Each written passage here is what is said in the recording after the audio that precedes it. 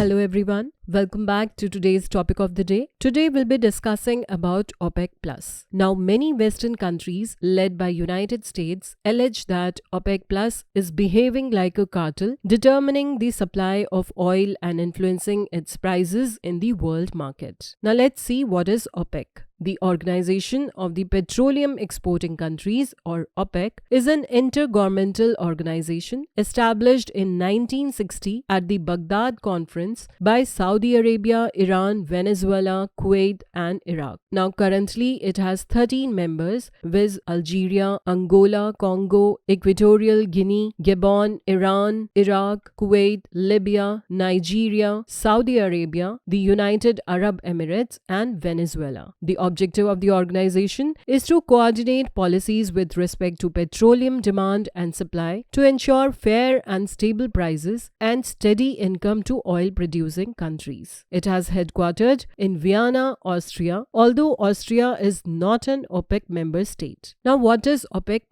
OPEC+ has 23 members made up of 10 major oil-producing countries that include Russia, Kazakhstan, Azerbaijan, Brunei, Bahrain, Mexico, Oman, South Sudan, Sudan, and Malaysia, along with the 13 OPEC members. The OPEC+ was formed in 2016 after the adoption of the Algiers Accord by OPEC countries in September 2016 and signing of the Vienna Agreement in November 2016 between OPEC and other major oil exporting countries. Now let's see why there was a need for the formation of OPEC+.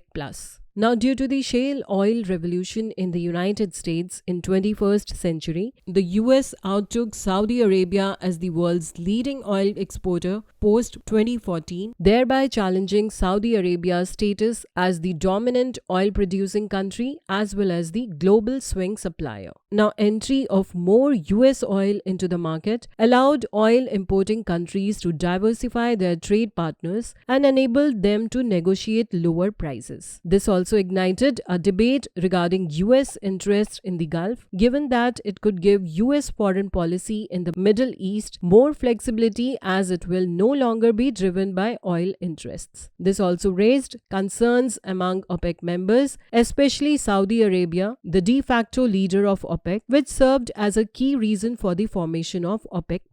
Now let's understand the geopolitical implications of the OPEC+ policies. Now OPEC and OPEC+ control about 35% and 45% of the global oil supply respectively. Saudi Arabia is seen as the de facto leader of OPEC and OPEC+ and has gained the reputation of the global swing supplier, that is, it can ramp up production when demand is rising and curtail output when the market is in glut to mitigate oil price volatility.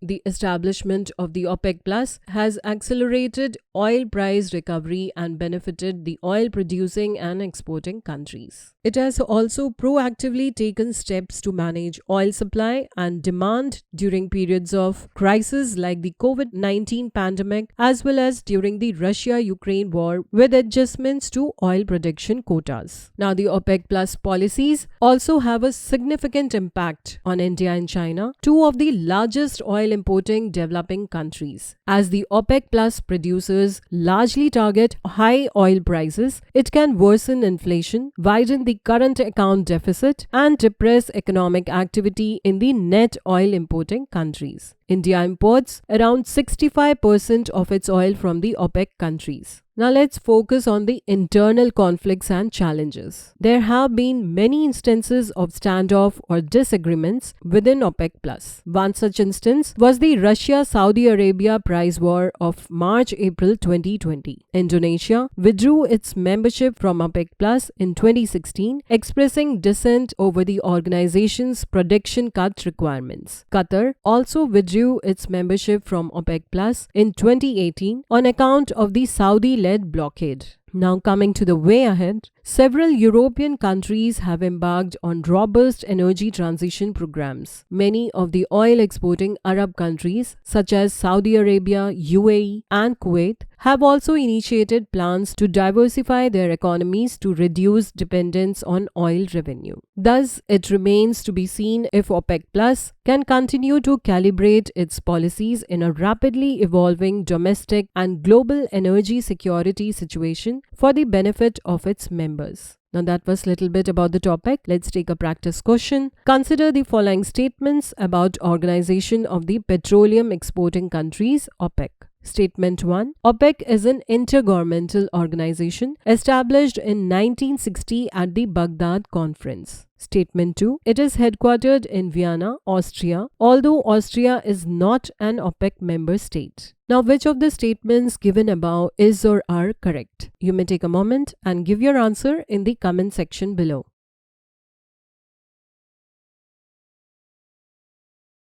Now the correct answer is C, that is, both statement 1 and 2 are correct. I hope you liked the video and found the information useful. You may also check out our daily current affairs section on our website and come back tomorrow for more such updates.